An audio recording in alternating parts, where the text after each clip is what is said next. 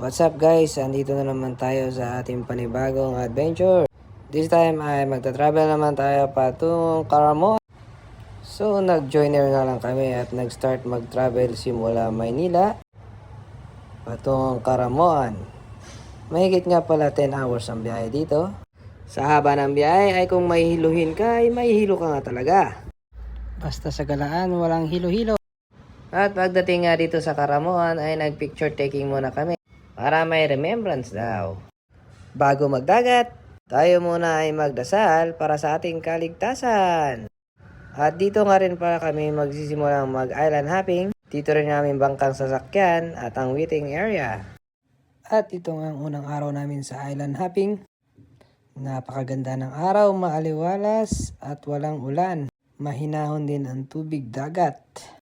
At marami din pala kaming kasabay ditong naliligo. Makikita nyo naman, napakaganda ng buhangin. Para ka nang nagborakay. At napakalinaw ng tubig dagat. At malamig dyan.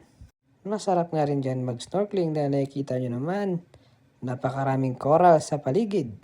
Siyempre, pag may corals, malamang may isda dyan.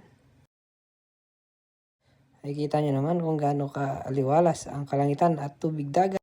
At dito nga pala sa island na to, ginanap daw dati ang Survivor International. So ngayon, ginawa na lang itong tourist spot. Drama Vibe Session.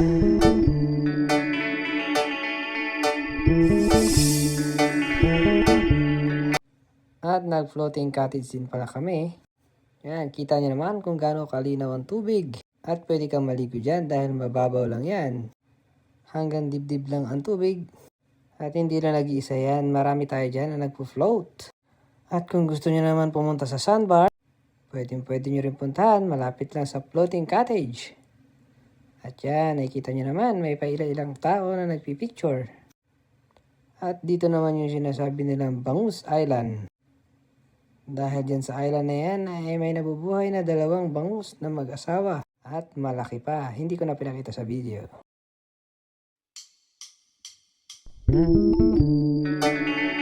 Drama Vibe Session.